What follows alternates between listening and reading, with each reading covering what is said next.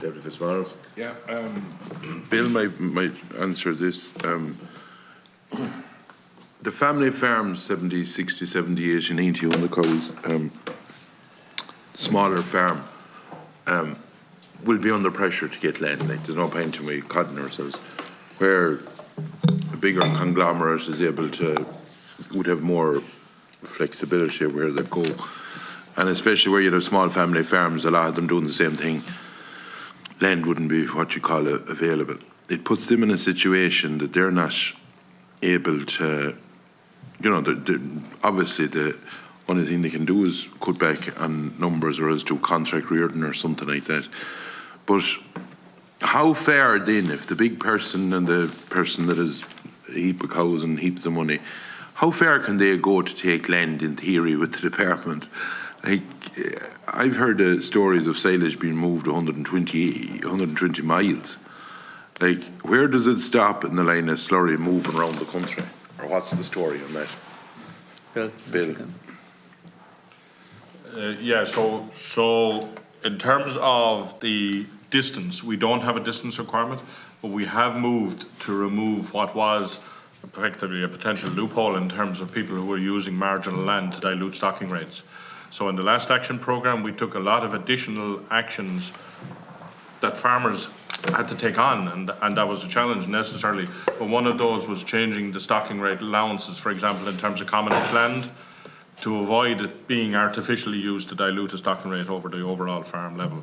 And that was moved to 50 kilos of nitrogen with no chemical nitrogen allowances, because there was a number of farmers who were utilising, I suppose, on a whole farm basis, the creation of a reduction in terms of the paper, but certainly not in terms of what's happening at farm level. So I'm just trying to... Is designated land the same? Bill? No. Designated land is still 170? Huh? This is commonage. Only commonage? Only commonage. Designated land to... If you've designated land SSE, you're actually... If you read the 36 things that you're supposed to do, if you're putting out slurry on, you're supposed to actually get a go-ahead to do it. It's the damnedest ever, like, that you know, with the stuff that's on it.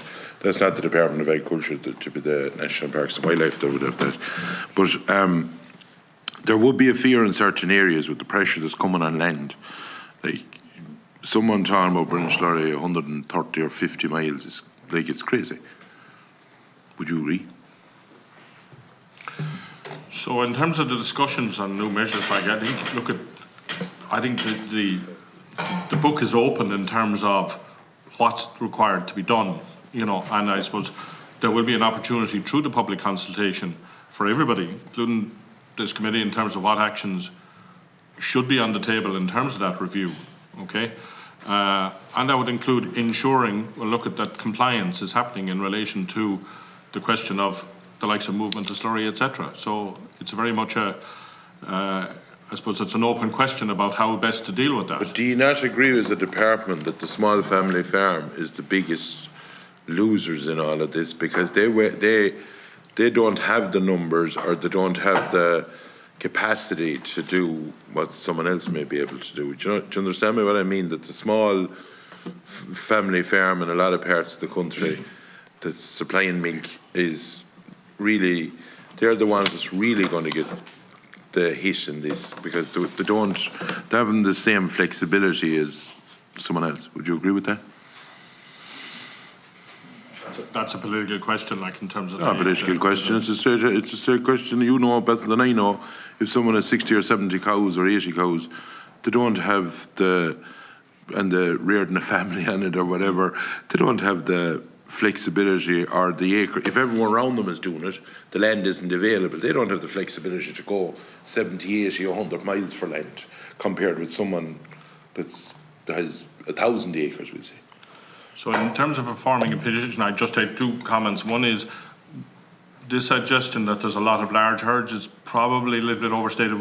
I think we've about 1,250 over 200. I'm talking about the small, that they don't have the flexibility, that the hit is worse on them, in my opinion. Okay.